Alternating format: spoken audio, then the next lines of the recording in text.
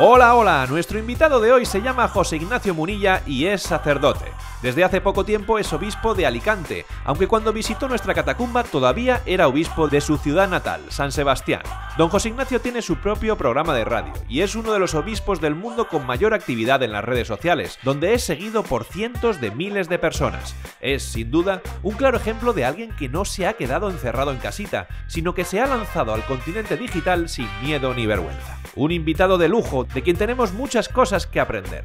Y recordad, este formato es posible gracias a vosotros, que con vuestras donaciones permitís a la Fundación Infinito Más Uno crear estos contenidos. No olvidéis suscribiros, darle like y compartir. ¡Gracias! ¡Comenzamos! Hace 10 años yo descubrí que no había hablado nunca con un obispo. Alguno lo había saludado, hola, ¿qué tal? Buenos días, pero lo que se dice conocer a un obispo no conocía a ninguno. Y en el año 2010 conocí en un solo año a 300 obispos y descubrí algo asombroso que voy a dar aquí como primicia. Y es que los obispos son seres humanos.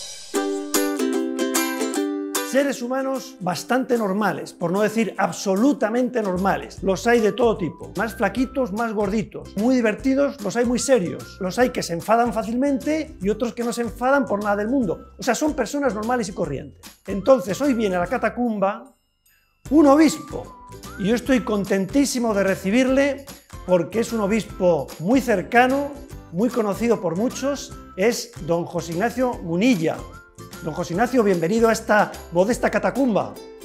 Oye, me gusta la catacumba esa, ¿eh? Ande un sitio que a ver si, en fin, aunque hay que ir saliendo de ahí, Juan Manuel, que tú ya sabes mucho de andar por la calle. Pero si es que todo el mundo coincide en ese comentario. Está acogedora, está con temperatura constante, maravillosa. Bueno, yo lo de salir lo llevo mal, porque es que se está muy a gusto en casa. Bueno, pero nuestra casa es el mundo, esa es la cuestión, nuestra casa es el mundo. Bueno, le voy a contar algo que no sé si le va a sorprender. Tengo un amigo obispo, además de usted, que está en concreto en Honduras. Honduras es uno de los países más pobres del mundo. Y cuando conocí a este obispo, me contó, así, me lo soltó, Juan Manuel, yo tengo una limusina. Y me dijo, es que yo tenía que escoger entre helicóptero o limusina y me pareció que el helicóptero era muy caro y al final opté por limusina. ¿Qué te parece? Yo decía, que mire, no me pregunte a mí, ¿qué me parece? No sé. Pero yo estaba bastante asombrado, hasta que me dijo, no solo es blanca, sino que tiene orejas y rabo. Resulta que este obispo, para visitar a la gente de su diócesis, que vive en mitad de la selva, tenía que escoger o helicóptero o ir en burra. Y entonces se compró una burra a la que llamó limusina. Y se hacía su recorrido en la burra para ver a la gente de su diócesis. ¿Cómo se queda? Bueno, pues me quedo diciendo que en el fondo yo recuerdo que el día que entré en San Sebastián que me sentía un poco como aquel burrito del Domingo de Ramos que tenía en sus lomos a Jesús. O sea que no únicamente utilizamos limusina, sino que también somos un poco limusina para que encima nuestro se pueda Jesús mostrar a los demás. También te voy a contar una cosa, Juan Manuel, y es que hubo un cardenal arzobispo de Bolonia que él decía que algunos se escandalizaban de que algunos obispos sean como asnos, ¿no?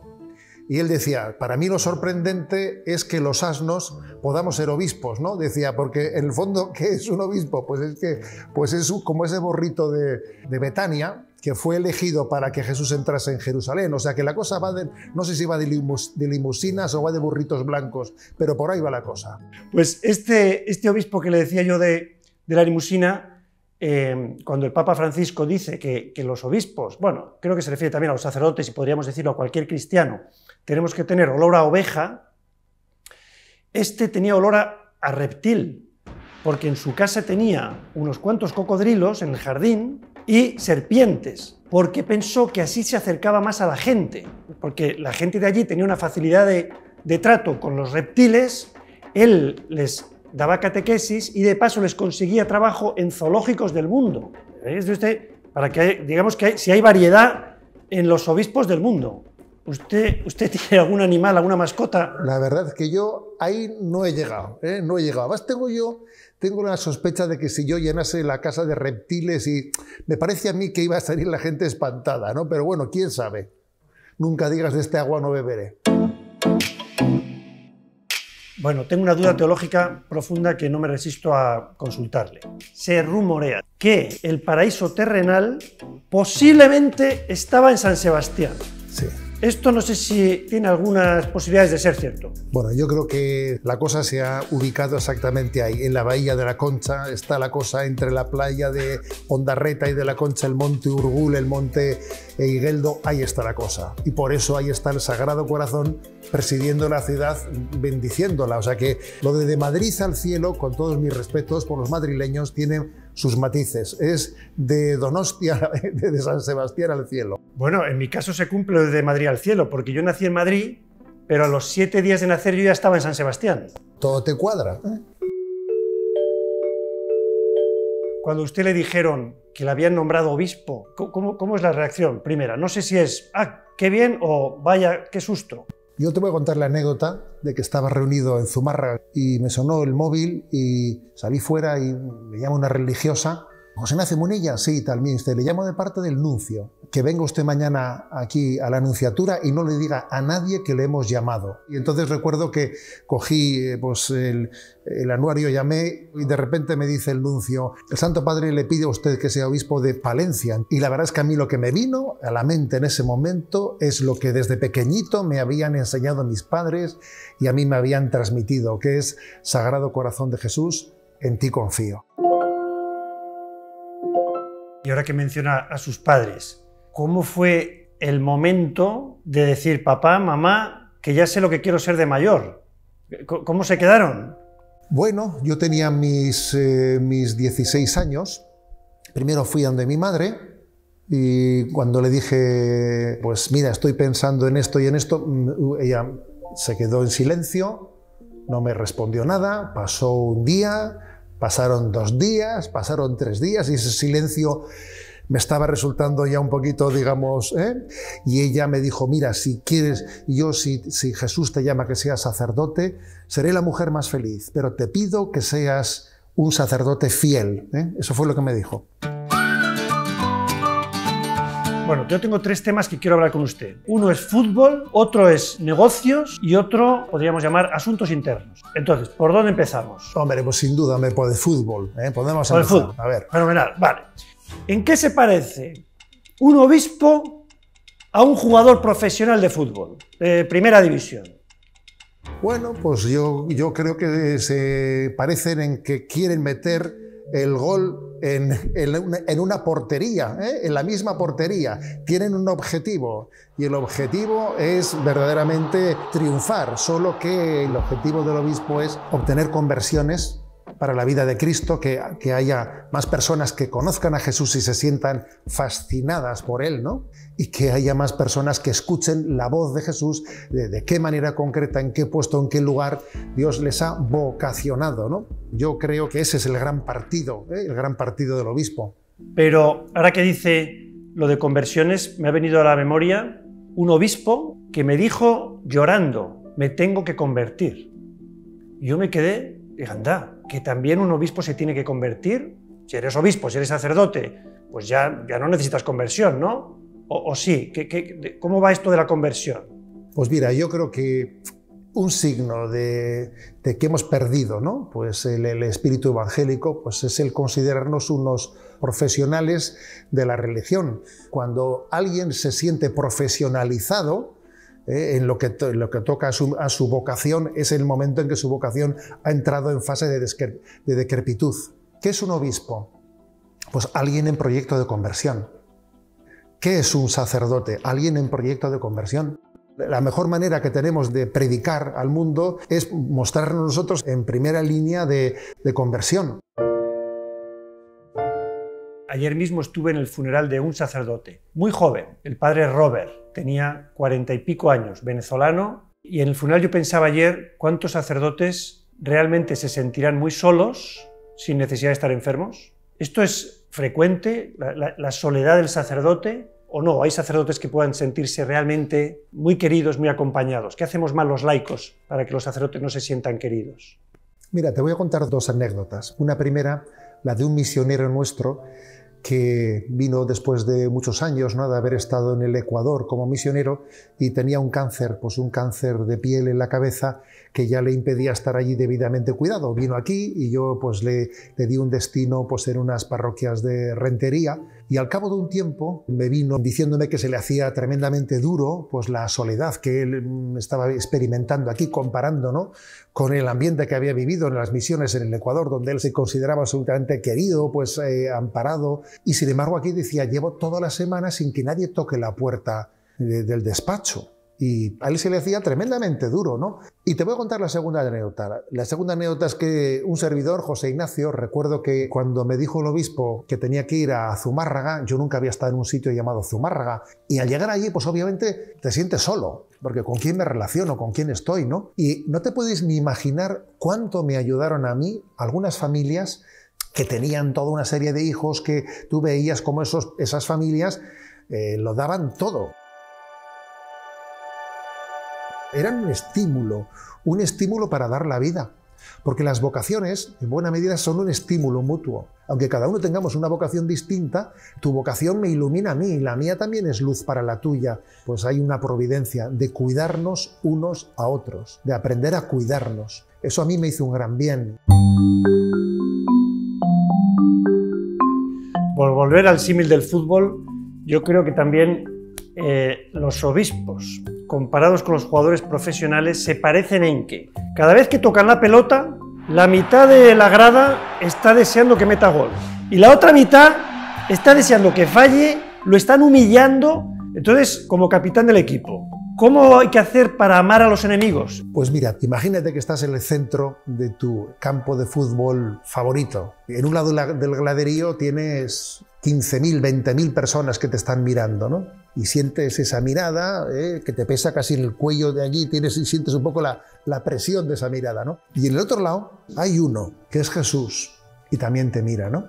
Entonces la pregunta del millón es: ¿qué mirada es más determinante en tu vida? ¿La mirada de esos 20.000 o la mirada de Jesús? Si la mirada de los demás nos pesa mucho, nos puede descarrilar fácilmente, ¿no? Yo suelo tener una pequeña presencia diaria en redes sociales, enviando pues, un mensaje diario, ¿no? Y siempre hay un mundo de trolls que están ahí siempre esperando a que uno diga algo para lanzarse, ¿no? Yo creo que hay que mirarlos con mirada de misericordia. Estoy seguro que esos que percibimos como verdugos en nuestra vida, antes de ser verdugos hacia nosotros, han sido víctimas, ¿no? Y por eso también tienen sus heridas. Y entonces yo creo que también eso nos tiene que llevar a mirarlos con la paciencia que tenía, ¿no?, que tiene el corazón de Cristo, y con la esperanza de que Dios también tendrá para ellos pues, su momento, ¿no? Aquí hay un equilibrio que es difícil de encontrar, y es que uno quiere imitar a Jesucristo con la boca callada cuando recibe los puñetazos, pero a la vez, a veces uno siente que debe hablar y que debe decir: eso no es justo y eso no es verdad. ¿Cómo se vive ese amor en esas situaciones? La verdad es que Jesús nos enseñó a compaginar, a integrar perfectamente el ser testigo de la verdad con la mansedumbre en su expresión. Nosotros solemos tener un problema de cómo conjugar verdad y caridad. Parece que no encaja aquí, que no encaja allá. Con mucha frecuencia, por ejemplo, pues cuando se dice que lo importante es la caridad, lo importante es la misericordia, estamos devaluando nuestro compromiso con la verdad, ¿eh? Y cuando con amor propio y con la vena un poco hinchada, ¿no?, decimos: es que tengo que defender la verdad, cuidado, lo que estamos es de alguna manera confundiendo el amor propio con la defensa de la gloria de Dios. Entonces, este es el reto, ¿eh? La verdad tiene un nombre. Y la caridad tiene un nombre, y el nombre es el mismo, es Jesús, ¿eh? Y entonces en Él se integra todo, ¿eh? Y en Jesús todo se unifica, verdad y caridad. Él nos enseña a amar a nuestros enemigos, tener paciencia con los que nos calumnian y nos persiguen. Hablando de Jesús impropiamente, imaginemos que la Iglesia fuera una multinacional y que el presidente es Jesucristo. Y el negocio que nos está proponiendo Jesucristo es cargar con tu cruz, amar a los enemigos, servir a los demás. Este negocio de la Iglesia es como que tiene valores que son un poco distintos a los del mundo, ¿no? La verdad es que es obvio que la lógica evangélica, la lógica de las bienaventuranzas no es la lógica de este mundo, ¿no? Pero hay algo que yo creo que nos puede ayudar para enamorarnos del Evangelio, que es el hecho de que también tenemos la experiencia de la falsedad del mundo, de lo que son las apariencias, las promesas falsas. El mundo te promete libertad y te esclaviza. Y Jesucristo te pide que cumplas la ley de Dios, los mandamientos de Dios, y te libera. Yo creo que la experiencia de la cruda realidad de sabernos engañados por este mundo es un punto de partida para abrirnos a la verdad del Evangelio. Y hablemos ahora de asuntos internos. Un amigo de Bilbao dijo esto: mira, voy a contar yo cómo veo a la Iglesia. La veo como un fabricante de un producto que es perfecto, que es atractivo, que es buenísimo, pero que tiene un pésimo departamento de comunicación, que no sabe anunciar su producto, que es tan bueno, y por eso nos va bien. Bueno, usted está también muy, como dice el Papa Francisco, en salida. O sea, usted no está recluido, usted está ahí en YouTube, está en Instagram, está en Twitter, está en la calle, está en el departamento de comunicación de la Iglesia y muy activo. ¿Esto cómo va? ¿Cómo va el departamento de comunicación de la Iglesia? Bueno, yo en primer lugar diría lo siguiente. Es verdad que es muy importante la comunicación, pero no es lo más importante, porque estamos en un mundo en el que le da una importancia a la comunicación que a veces la valoramos, que lo importante es empatizar a cualquier precio, ¿no? Y creo que el buen comunicador es aquel que consigue que la verdad resulte atrayente. Entonces es verdad, la Iglesia no es la que mejor comunica, pero es la que comunica lo mejor, que eso ya es bastante, ¿eh? Para nosotros es como una llamada a la sencillez. Dios es sencillo. No es pensable, ¿no?, que el don de Dios esté reservado para las personas con capacidad de elucubración. No. Dios es sencillo. Y las cosas de Dios pueden ser dichas sencillamente. La complejidad no es sinónimo de profundidad, ¿eh? Yo creo que se puede ser verdaderamente profundo y sencillo. Y creo que eso pues es un reto. Sí, estamos en ello, ¿eh? ¿Qué vamos a decir? Estamos en ello, estamos aprendiendo, ¿no?, también de Jesús a comunicar. El Papa Francisco también es buen maestro de comunicación, ¿eh? Y a veces le toca dar algún capón. Yo le he visto una vez en un evento en Roma empezar a hablar con el corazón de una forma bastante dura y sufrir por tener que hablar así. Es exigente y eso pues, debe ser difícil. Si usted pudiera resumir lo que el Papa pide a los obispos, en concreto a los obispos, hay algo que podría decir, bueno, estas son las 2 o 3 ideas que el Papa nos está diciendo a los obispos una y otra vez, que debemos mejorar. ¿Qué sería? A ver, yo creo que el Papa especialmente lo que nos pide a los obispos es que tengamos un pastoreo muy conocedor de las circunstancias, de las heridas y de las dificultades que atraviesa el pueblo que se nos ha encomendado. Del pontificado del Papa Francisco hay una expresión que para mí ha quedado marcada y es la siguiente: la fidelidad es la debilidad bien acompañada. La fidelidad no es ser un Superman, yo lo puedo todo, estoy seguro de mí mismo. No.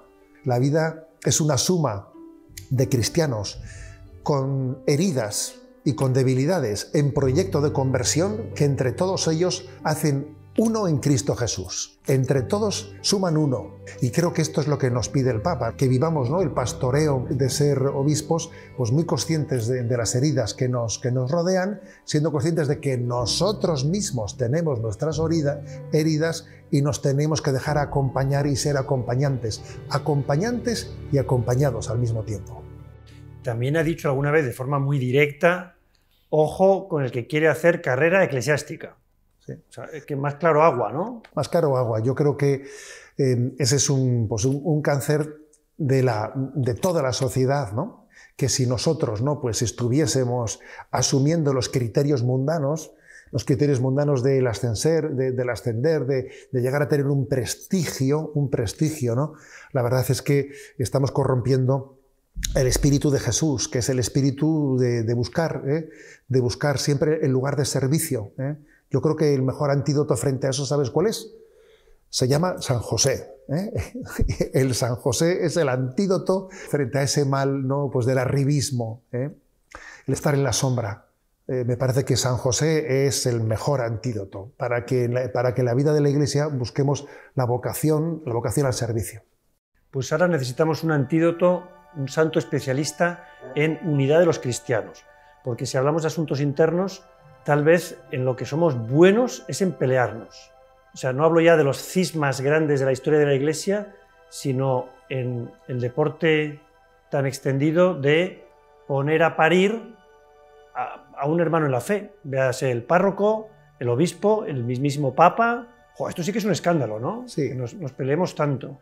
Es un escándalo y un auténtico cáncer en la vida de la Iglesia. El Papa es un auténtico apóstol contra este cáncer y además creo que es algo que le hace sufrir especialmente al corazón de Cristo.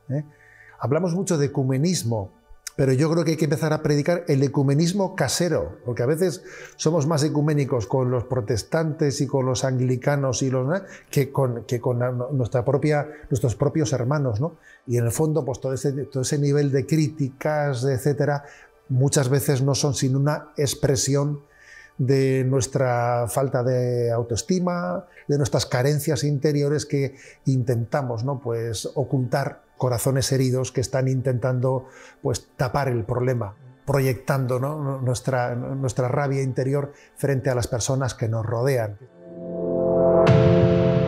Yo he estado en su casa, he tenido esa suerte y también he visto que usted es una persona acogedora. No está allí lejos, sino que está cerca y que en torno a su trabajo hay muchas personas. Cuénteme quiénes son sus colaboradores y cómo les ha liado en esto. Mira, yo creo que el secreto de ese suscitar voluntariado y colaboradores está en el ir por delante.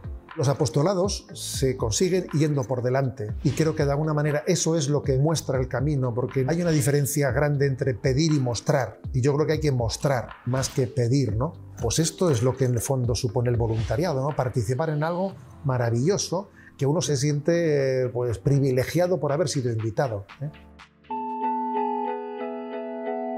Imagínese que el mundo entero se paraliza. ¡Silencio, silencio! Que va a hablar don José Ignacio Munilla, ¡silencio! Si usted pudiera hablar durante un minuto así, improvisadamente, al mundo entero, y el mundo le fuera a escuchar, ¿qué nos diría? Creo que Dios nos ha creado por amor y creo que Dios no es alguien lejano, incognoscible, que en medio de todos los sufrimientos hay una esperanza, que si miramos el rostro de María y si miramos el rostro de José, podemos atisbar lo que Dios quiere regalarnos. Un corazón puro, un corazón humilde, que es lo único que nos puede hacer felices en esta vida, ¿no? Muchísimas gracias, don José Ignacio. Hemos hablado de los enemigos, los que abuchean, los que insultan, los que gritan, pero lo cierto es que es usted muy querido, no solo usted, todos los obispos lo son, y hay muchas personas que rezan por usted. Así que muchísimas gracias y hasta siempre. Hasta siempre a todos. Gracias, don José Ignacio, por esta maravillosa conversación.